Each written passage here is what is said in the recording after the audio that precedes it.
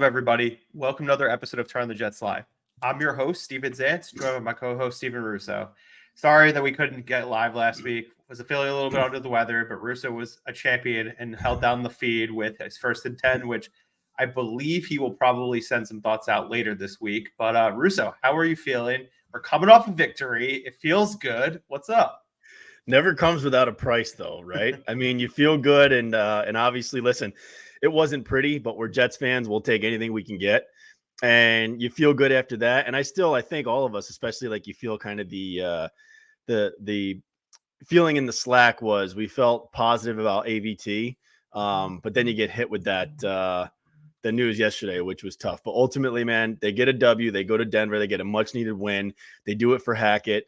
You feel good about how they played. They could have been better, but they still come out with a 10-point road win. That's nothing to scoff at, especially for us Jets fans.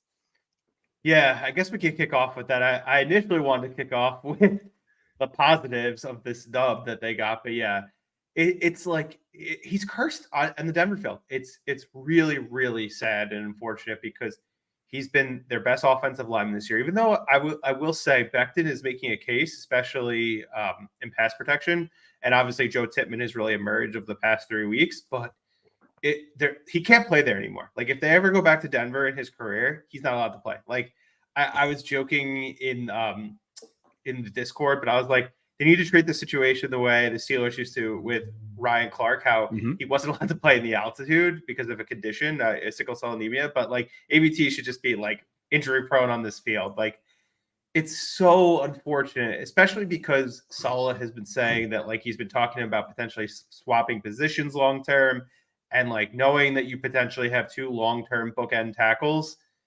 It's such a gut punch, man. And you feel for the guy because now you got to think about this is like he's coming off a major injury. Thankfully, he's young. Same injury as Rodgers. Now it's two guys with speed bridge. Like it sucks because now instead of feeling good, like we have three promising young offensive linemen. It's we have someone who we're a little bit worried about with Becton who left the game. Tippmann seems like an absolute stud, but how are you feeling about ABT overall? Because it's really, really sad, and I love the guy. He's awesome. Yeah, I mean, you're talking long term, and I think just in the short term, like you just think about how good this offensive line has looked over the course of the last 3 weeks after they lost Dwayne Brown, and you start to feel really good about it because they got the 5 best out there on the field, and they have looked pretty good. I mean, I think you grade the Patriots game on a curve because I think despite of what the numbers looked like, they looked good. I think Zach Wilson held the ball for like 4.5 to 5 seconds every time back there during that game. So, you look at that one a little differently. But yeah, last week and this week against Denver, I think they looked really good. And now it's just another blow. It's another gut punch, which it's hard to deal with. You just hope that Max Mitchell can kind of, fill the hole that he did in a way that he did like last year. And that, the offensive line doesn't miss the beat. Now that the interesting thing will be, what do they do at left tackle if and when Dwayne Brown comes back? That's going to be a question that we'll see, how that gets answered and how Saleh handles that. Yeah. Ultimately, I hope, the hope is that, Dwayne Brown is playing better than what he was before he went down. I have a feeling, and this is just obviously a gut feeling based on all the conversations in the summer, is like Becton will have to move back to the right side, even though I don't want him to. He's shown that he's really good on the left side, and that's his natural position.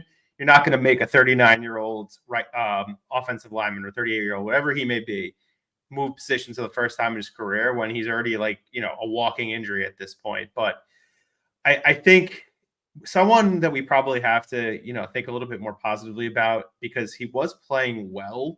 And then obviously he dealt with a very serious, condition was Max Mitchell. I thought when he filled in at right tackle last year, he did a really good job at times. I know he didn't have the best summer and it seemed like he was really behind the curve when you're comparing him to some of the other offensive linemen.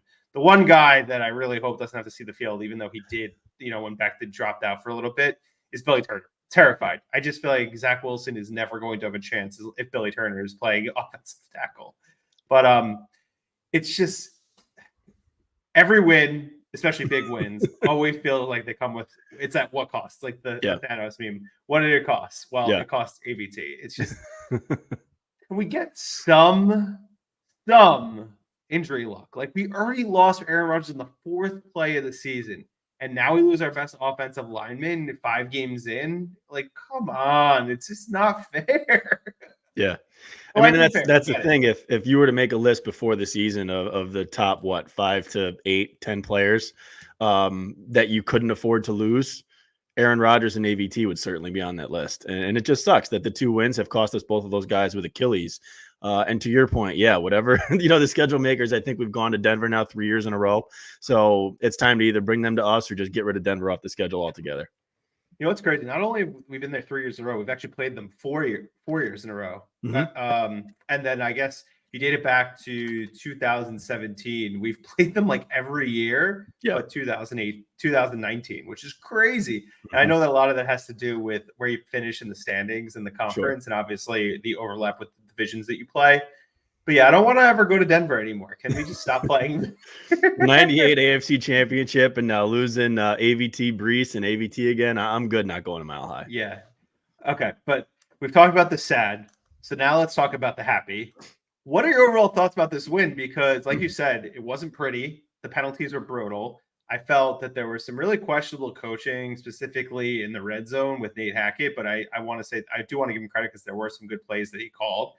And obviously, we are not a first quarter team. It's just the way it goes. Like, it's every single game this team is asleep in the first quarter, and I'm so guilty of it, and I'm going to own it on this show. It's like I'm ready to fire Robert Saleh after every first quarter, just because I'm like, is this team like care about this coach? And they do, and I need to just stop letting my emotions get to me and realize it's 60 minutes, not 15 minutes. Yeah, but Breece Hall, man, what a freaking stud. What are your overall thoughts? And we'll talk a little bit more about Breece Hall because he looks like the guy that we saw last year before he went down in Denver. I think coming out of Denver with a 10-point win, despite everything that happened and all the miscues, you have to feel good about. I think Zach Wilson looked good, for Zach Wilson. Like, it wasn't a Kansas City-esque performance, but it was, C+ to B- maybe. I think when you look just at Zach, the one pick, was it the best throw? No, but I like taking the shot to Garrett Wilson on 3rd down. You give your guy a chance to make the play. And honestly, Garrett had a chance to make that play. That throw needs to go back shoulder, but neither here nor there. The ball security continues to be an issue. That stat line could look a lot different if some of those fumbles bounced another way, right? So those are things you have to take into consideration. You can't just look at the box score and say 19 to 26 for almost 200 yards.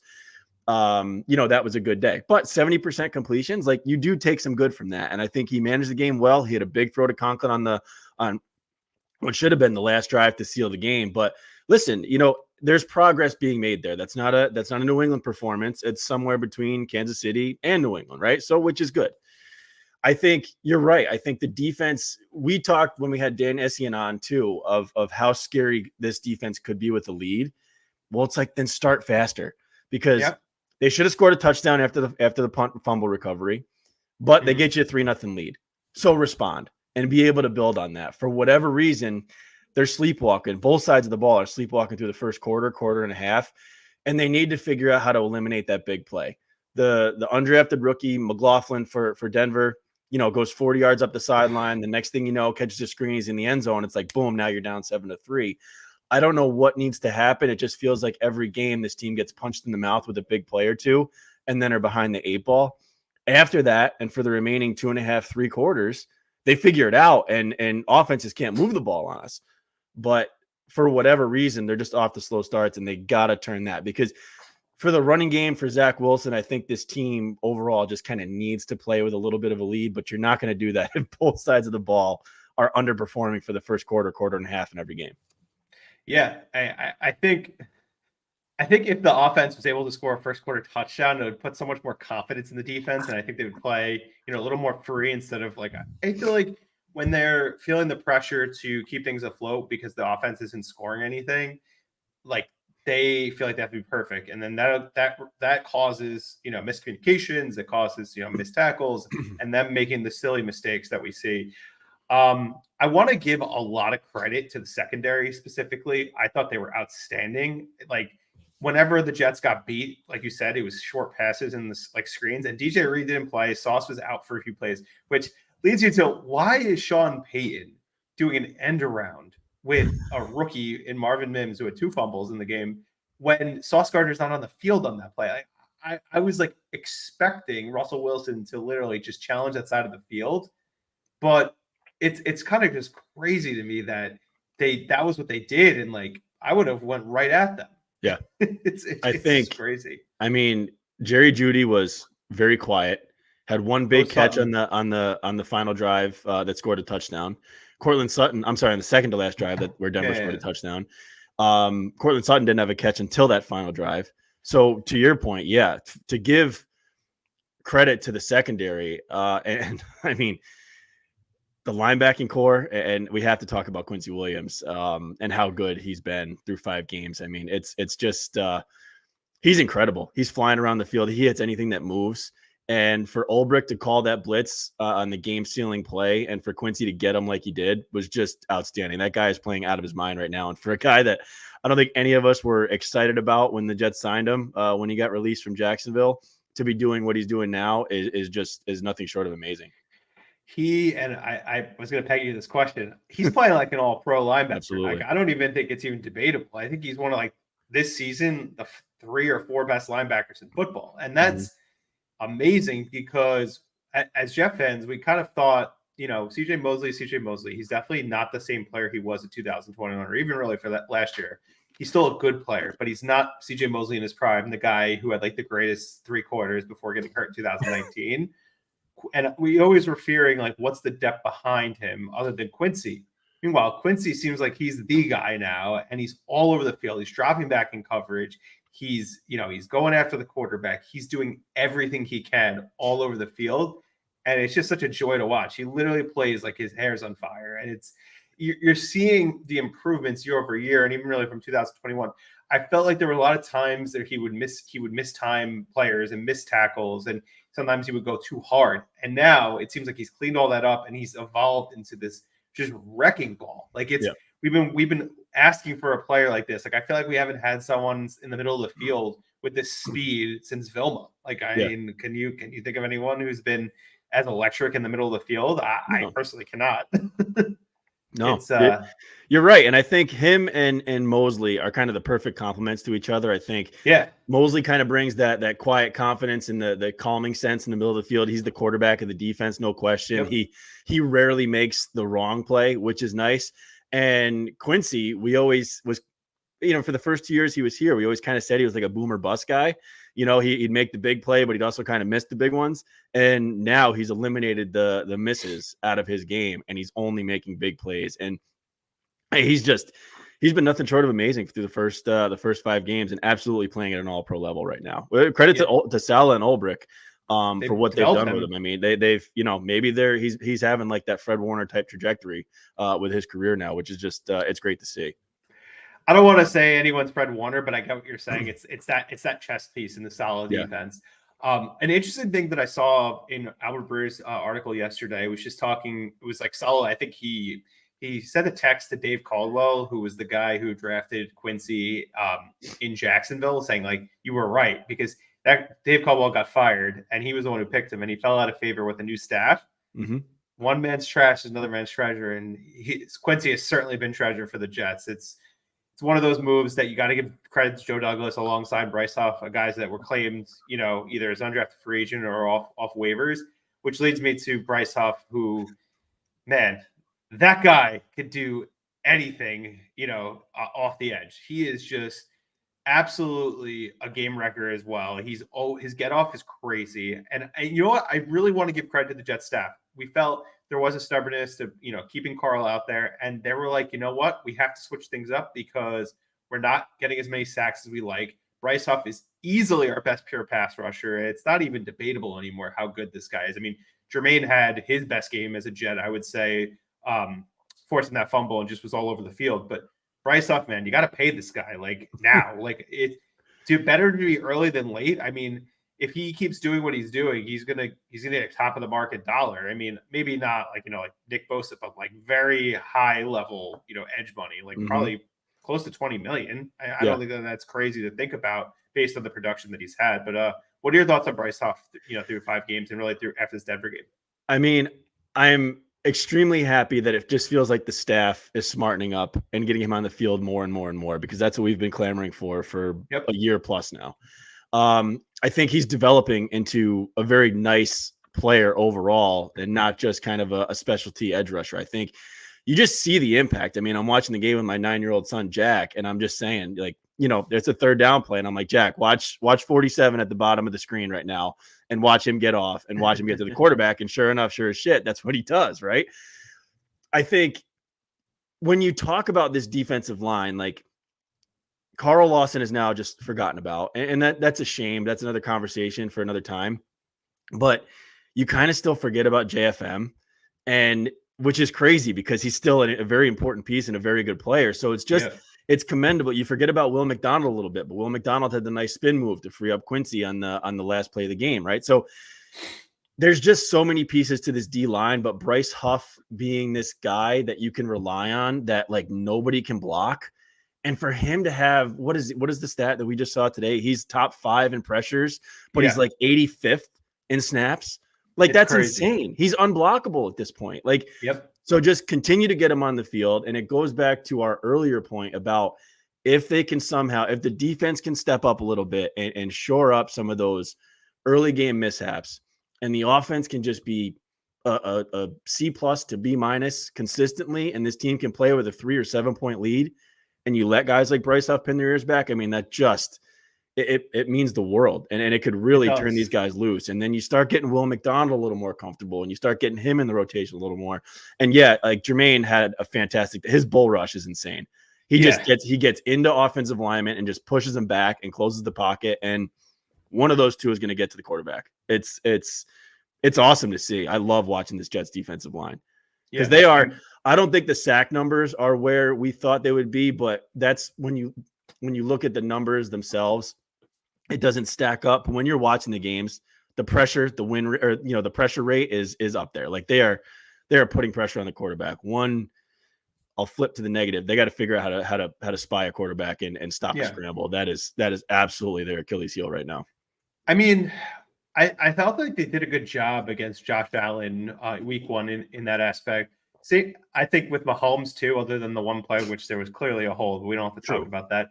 I know you talked about it on 1st and 10 last week, but I think overall they do a good job with that. I think, they I don't think they expected Russell Wilson to take off, because I feel like if you watched him last year, he really wasn't relying on his legs the way he did when he was in Seattle. So I think that they kind of were expecting him to take more shots in the field. But I will give them credit. I feel like in the second half, they made a much more conscious effort to spy, and I think that they really made some good adjustments. And that's the one thing I do want to give credit to the defensive staff. They're really good at making second half adjustments. It seems like every second half defensively, they've always looked much better than they have in the first. And it kind of goes back to, like, they're not a first quarter team, but like, I've seen so many times over the years as a Jets fan that this team would just never make adjustments and get killed by the same exact play over and over. And it's like, at least this team and the staff has the self-awareness, but also, just the determination to make sure that they're not getting beat the same way every single time. And I would like them to be able to cover a screen pass. That would be nice. It's still a problem. It's been a problem for 20 years, but I'll take what I can get, because overall, the pass defense was great. Russell Wilson was like under 100 yards basically through 3.5 quarters, and then he had some garbage time yards. But I'm feeling good about the defense. I talked about him a little bit at the top, but I do want to talk about Breece Hall, because it actually doesn't make sense how good he is at this point. Like, no, it really doesn't. And I know Joe and Connor were talking about this. Like, Curtis Martin is like the only player that's even remotely close in terms of comping, like, of what Breece Hall is able to do and how talented of a player he is for the Jets. Like, we've had some good running backs. I know it's been a bit since we've had someone really good. I would say the last really good running back we've had, I guess prior to Breece being on the team, I don't even want to give Ivory that credit, because Ivory was good, but he wasn't even close to this guy. I guess Thomas Jones. He's not. Would you say Thomas Jones? Thomas Jones. Thomas Jones was the last like Pro Bowl, like really high level running back that they've had, and obviously since Curtis. But Breece Hall, and no disrespect to Thomas Jones, Breece Hall could be, the second best Jet back if he continues to play this and stays healthy that we've ever seen. Like he's that good. And Yeah. his ability, once he's in the open field, you could see that he had the confidence when he broke that run. I mean, everyone's been saying this. It was only a matter of time where he had the big one. And I feel like he could have had like 3 big ones in this game. I mean, there's just certain plays where it's like, they do make a good play, but he's so ready to break out. And I feel like it's just the beginning of what he's capable of. And I expect more and more. And I do like how they've gotten him more involved in the pass game. Zach has improved in that area. He actually can not dirt those balls that go to the running back. Yeah. I mean, Brees is an alien. It's crazy that he's doing all this, 11 months removed from ACL surgery, which is just absolutely insane. In the comp to Curtis Martin, like, yeah, in terms of Jets running back history, I think you have to kind of go that route. But, I was a kid, but I watched every snap that Curtis Martin took, and they're just different runners. I think Curtis Martin, if there were 10, 12 yards to be there to get, he was going to get them. Curtis had nowhere near the game-breaking ability that Brees does. Like if Brees gets to the second level, chances are he's gone. And that's insane. And for a guy that's 6'1", 6 foot, 220 plus, like to have speed like that and deceptive speed. Like that's the other thing. Like he's so smooth, he doesn't look fast, but he is, and nobody can catch him. I mean, just from a talent perspective, he may be the most talented running back that we've seen in our lifetime. And Curtis Martin was my favorite Jet, one of my favorite Jets of all time. And he's a Hall of Fame running back. I mean, he's the 4th, 5th leading rusher of all time. He's Mount Rushmore of Jets. Yeah, you can't discredit that. But Brees listen, we are a very short part into his a brief stint into his career, but from a talent perspective, like he's got things that Curtis didn't have. And I'm not sure that Curtis has things that Brees doesn't, if that makes any sense. You know what I mean? I just think the level of talent that Brees has could end up being greater if he stays injury free and has the longevity that Curtis has, which is the longevity is why Curtis was so great. I mean, how many 1,000-yard seasons in a row, like all that stuff. But Brees is he's next level good. And he's just, him and Garrett are those two guys where you just have to feed them and get them as many touches as you possibly can, because they are going to be the reasons that you win. Yeah. I think that they've done a good job of making, a priority of getting these guys the ball. I know Garrett didn't get as many targets as he did against the Chiefs, but they did force feed him. And I do, appreciate and recognize that they are trying to figure out this solution, given, with the quarterback change that they've had. I do want to talk about Zach, because like you said, I think he's improved, and I definitely feel better about him than I did after the New England game. The one thing that drove me crazy and everyone crazy was the play before the half. I mean, I saw last night when I was watching Monday Night Football, Jimmy Garoppolo had a play where he literally spiked the ball in like 4 seconds. Zach had 10 seconds on the clock. And I know that everyone outside of Uzama really was not running with any sense of urgency back to the line of scrimmage. But to me, beyond Zach, that's coaching as well. Like that's on Hackett, that's on Calabrese, that's on Downing, that's on all of them, and Saleh as well, because you essentially just threw away 3 points. Like I know it didn't matter; they won by 10, but the game could have been over sooner if you had those 3 points on the board. But also, Zach also has to have the awareness to know that they didn't have a timeout, so I got to throw the ball as close to the sideline as possible or into the end zone. There's no point. Like, it would have been better served if he took a shot to the end zone and got picked off, and then they just nailed the ball at like the 1 or 2 yard line. It's just, those are the kinds of things that you cannot afford to do, especially when you have a team like Philadelphia coming to MetLife this week. You cannot allow that, because you cannot throw away 3 points. I don't understand like what was going through his mind and not understanding. He must not look at the clock or knowing how much time is, because it just, I couldn't really believe what I was watching, and that was just one of the things that yeah. I digress. It just that's really pissed me off. I get it, and it was Matt Ryan said on the call they used to call it the ozone, right? It's either out of bounds or in the end zone. Robert Saleh went on Michael Kay show and said they call it the ozone. It's either out of bounds or in the end zone. He said he's got to do a better job of coaching with that. I find it hard to believe. Like that's not just a professional thing. That's just football 101. Like you have to be aware in that scenario. If all fans are aware in that scenario, then the quarterback of the New York Jets has to be aware. And you saw him just kind of slowly getting up to the line when there was 4-3 like ticking down. It's like you got to have that sense of urgency, and that's 100% got to be on you. So yeah, I think coaching is at fault, but I put more fault on Zach Wilson. That's just situational awareness. If you're going to complete that ball in bounds, which you shouldn't have done first, you get your slowest receiver on an out route, gets tackled in bounds. He's rushing to get the ball back in place for the ref. And then Zach Wilson just kind of moseys up to the line to spike it 3 seconds late. Like we can't have that. Zach Wilson from a broader scale, though, yeah, we saw improvement since New England. It was not as good as Kansas City, but he played a solid game. And I think he made the throws that were there to be made.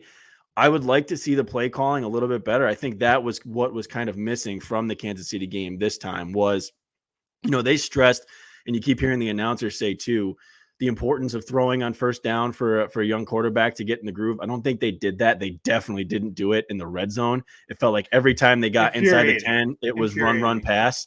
You're not giving the kid a chance to succeed at that point. I mean, and I felt like it was like almost every time they got inside the 10, they had first and goal from the 10, which if you're going to go run, pass from there, that just makes it even more difficult to get the kid in any sort of rhythm and score a touchdown.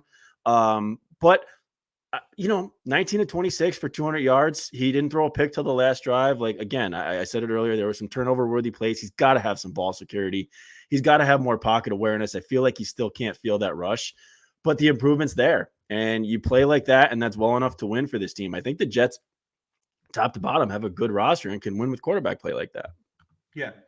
I think one of the improvements that I've seen over the past two games is that he's executing the offense the way it's designed to be executed. We're not seeing him like run backwards like he used to when he got into trouble. He's stepping up, which is important. He's scrambling, or he's at least just stepping up and trying to lean into a throw. Like that one throw he had to Garrett, I think it was, I don't remember what part of the game. I think it was in the second half when he stepped up and he just threw like a dot to him and Garrett slipped. I got nervous. I thought Garrett hurt his like leg or something because of the way he fell down, but thankfully it was okay. But also the play with Conklin, when they were like completely expecting the Jets to run the football, he stepped up, big boy throw. Conklin had a great game, by the way. I know people have been getting on him for his inability to break tackles, but he's really, really been stepping up. I mean, he had a great catch, obviously, against Kansas City as well.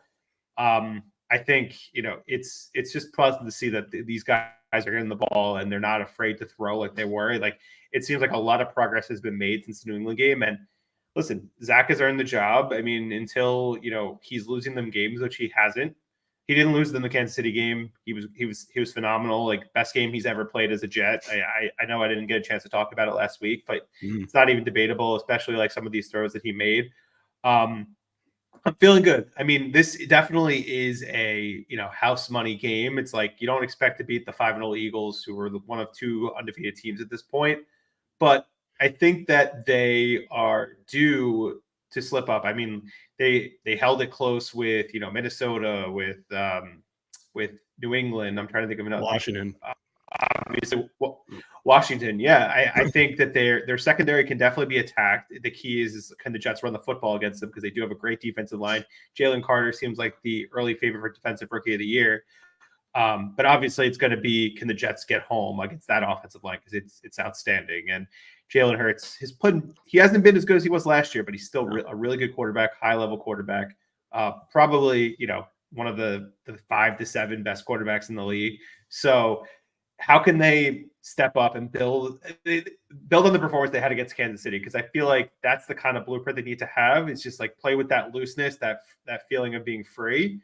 And I think you do have a shot. I mean, I'm not expecting them to win, but what are your thoughts heading into this Philadelphia game? Yeah, I think you said it perfectly. I think it's a house money game. I think you're obviously, it seems from the outside looking in that Philadelphia can be ripe for the picking. 5-0 is 5-0, and that's nothing to scoff at. But it hasn't looked pretty. You're not going to complain about wins. That's the ultimate goal. So I'd trade 5 ugly wins for what we have right now. But you don't feel like this task is as insurmountable as I think you would have looking at it, if you knew Zach Wilson was going to be our starter at the start of the season. So the key is, can I keep calling him Paul Hackett. Can Nathaniel Hackett call a game like he did against Kansas City? Can they get a few breaks? Can they get Jalen Hurts to turn the ball over once or twice? And can they eliminate the first quarter gaffes that get them in a hole? And maybe they play, and they go punch for punch with Philadelphia and pull it out at the end. But even more than this, I think a lot of us were looking at 3-3 regardless at the bye, even with Aaron Rodgers, to come out of it 2-4 and maybe to hit your groove after the bye week and get yourself to 4-5, 5-4 going into that next Bills game. I think that's got to be the goal for this team. So we'll see. But this Philly game, it's going to be tough. Seeing how the Jets offensive line stacks up against a vaunted Eagles defensive line minus AVT now is big. And Philadelphia's just good in the trenches, so their offensive line is really good too. So it's going to be strength for strength, I think, watching the Jets D-line go after Hurts. And obviously Hurts has he can move, he's got legs, and like we talked about a little bit, that was that's been something that has kind of killed the Jets thus far this season. So we'll see how they can combat that. But I think that, I don't know if we're going to get into predictions, but I think the Jets can keep it close here, and we'll see what happens. Figure out a way to stop the tush push. That's yeah. yeah. The one thing. Just nobody keep them out of 3rd and 4th and 1s. That's it. It's easier said than done, but I know it's easier said than done. One of the things that I hope that they at least have this mindset going to the game, like this is the kind of game where you should try things. You should just be aggressive. Like I know we've been getting on Salah specifically back to the Kansas City game when he kicked that field goal instead of that they missed instead of going for the first down. This is the kind of game where go for it. Do not just settle for field goals. Like you're not going to beat the Eagles kicking 5 times the way they did, or 6 times, whatever it was, against Denver. You need to score touchdowns. So whether it's going forward, fake punts, the one thing I'd love to see them do is if they were to defer, I guess, to start the game, if they won the toss, do an onside kick. Why not? Like that's the kind of thing to try to catch them off guard, or like fake field goals, fake punts. Like they really need to get creative with this game.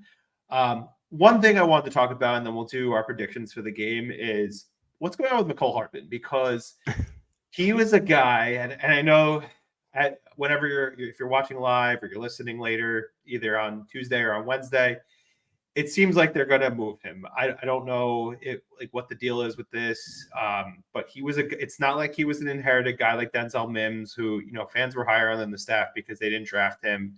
But they gave this guy $4 million with the ability to make up to $5.5 million based on incentives. He has a similar skill set to Xavier Gibson. He's probably more dynamic at this point and better than Randall Cobb. Yet Randall Cobb is getting all the snaps over him. Why? I want to understand, why are they not playing him? Is there something going on internally, which is what I believe? And I know Brandon Tierney tweeted it out that there's problems behind the scenes, but I don't know. He also said that Aaron Rodgers was in the building when he actually was in California the week after he got hurt. But it's just kind of baffling to me. This guy has a lot of ability from a speed standpoint. Like you need to use him, and I think we're pretty thin at wide receiver. Like why are they not even giving him a chance? It makes no sense to me. I think the two biggest factors that play into this with Mecole Hardman are, one is the Aaron Rodgers injury. I think you build an offense in the offseason based on Aaron Rodgers being there. I think that opens up a lot of things. And now they've had to tailor the offense to Zach Wilson, which probably limits a lot of things of what they can do. I think the other thing is the emergence of Xavier Gibson and what he's done, not only from a special team standpoint, but now you see him kind of get out there on the offensive side of the ball and run the, wide receiver reverses he ran against Kansas City. You see him kind of being a decoy like he was against Denver. Yeah. I just think those two factors probably are going against Mecole Hardman and not going in his favor, to which makes him kind of expendable. I mean, it was 1 year, $4 million. Like, was that a mistake in hindsight? Yeah, but I think if Aaron Rodgers was healthy, I think he would add an element to this offense that they could certainly play with, and he'd obviously be playing more than he is right now. But the simplification of the offense and what they have to do, being more of a run-first team now with Zach, it just doesn't bode well for him. Yeah, but it's funny you say this, and I'm going to counter with the point of like Rodgers not being the quarterback and him not getting on the field. Wouldn't that actually make more sense for Cobb? Because Cobb is the guy that's only here really because we got Rodgers, whereas Hardman they got before Cobb was even close to coming onto the team. And they said that they have like a specific rule for him. That was, I remember the tweet that Rappaport put out when they signed him. So my feeling is, what was the thought process? Was this just to do the quick game with him, with Rodgers, and now they're just doing less quick game because Zach isn't, as efficient with it? Like I don't understand. And I think in a vacuum that makes sense. I think there's a trust there with Hackett and Cobb. And I think Yes. there's just a certain reliability factor with Cobb and kind of making the play that's there. I mean, you saw it against Kansas City. He had that 5-yard catch where he stuck the ball out, got the first down. I just think there's a kind of an old faithful with Cobb where you don't really, you don't know whether or not you have that with Hardman because they haven't given him a shot. But I think Hackett just has the trust in Cobb. But I don't disagree with you on that front. I'm probably against the grain as with this than most Jets fans are, but I see a role for Cobb because of that reliable factor, especially now that Zach Wilson's there. Yeah. But that doesn't mean that if I were Joe Douglas and Robert Saleh, I would keep Hardman and I would find a way to get him on the field because speed kills and you need everything you can from this offense. If we're talking objectively about why this is happening, I just think those are kind of the things that are factoring into this decision. Yeah, it's just disappointing. I mean, look, it's not one of those major free agency whiffs where you committed multiple years and a lot of guaranteed money. It's $4 million. So I don't think we need to panic over it. It's just frustrating because you got to want to see what you had in him, and he was a guy that could be a game breaking speed change. Yep. Yeah, game breaker. Sorry, I don't know what I was trying to say. So before we wrap, we got to do predictions for the game. The Jets opened up as a 6-point dog at home. They're playing at 425 against Philly. I don't know if this is true, but I think it might be America's game of the week. I think it might be Burkhardt and Golson. I'm not sure. If not, it's at least probably hopefully going to get some decent announcers for Fox. So what do you think happens? What do you think? You think that they keep it close? Do you think that they I know you're Mr. Optimist, but do you think they're actually going to win this game? I don't think they're actually going to win this game, but I do think they keep it close. I think the Jets defense is good enough and the Eagles offense, I think the Eagles overall just haven't looked like we became accustomed to last year so far through 5 games. I think there's a possibility the Jets steal this one, but ultimately I don't think that it happens. I think the Eagles win this game something like, I'll say, I don't want to go the same. I'd say like 24-20. I think that ultimately ends up being the score, but I do think the Jets keep it close. I think there's a shot in the fourth quarter. And it's just the Eagles and their offense and their weapons prove to be too big. But if there's one way the Jets can win this game, there's a couple of ways, but it's to your point. They got to play loose. They have to play to win. You can't settle for field goals. You can't settle for punts on 4th and 1. And you got to turn Zach Wilson loose and take a couple of chances, do a couple of trick plays. Try the little flea flicker that you're going to try against Kansas City, stuff like that. You got to pull all the tools out of the bag. You're going to pull one off with Zach Wilson as your starting quarterback against a team like Philly. Yeah, I can't pick them confidently just based on what I've seen offensively. They haven't scored enough points. I do think that there will be opportunities for them to test the Eagles secondary, but I do think it's going to be difficult for them to, win in the run game, especially without AVT. So yeah, I'm going to say, I say 21-14. They don't cover. I think Philly wins by 7 and they get the job done. But it's a game where you feel encouraged, having the bye week, hopefully getting some guys back who are a little bit banged up. Hopefully DJ Reed plays, but if he doesn't, you'd expect him to be back. But yeah, I think it should be entertaining. Of course, it's another 425, so we'll get a late Badlands. However, if it's therapy or post-game party, I'm happy that we finally had a post-game party because it's been way too long. Any closing thoughts as we head into Eagle Week? Happy to get out of Denver with a win. Like you said, playing with house money this week. You get to 2-4. Maybe you sneak away at 3-3. Your season's looking a whole lot different coming out of that bye. So that's the key. Just play well. Don't let it be don't lose 30-3. Play well, play competitive, keep it close, see what you can do. Maybe you sneak one out. Who knows? I made this joke to a bunch of friends. I was like, if the Jets somehow beat the Eagles, that they come out flat after the bye and lose to the Giants. That's just, I don't make the rules. That's just what will happen. 100%. You're absolutely guaranteed that's what happens. Yeah, they'll figure out a way to get to 3-4 no matter how they do it. They'll beat the Eagles and lose to the Giants. Yeah. Yeah.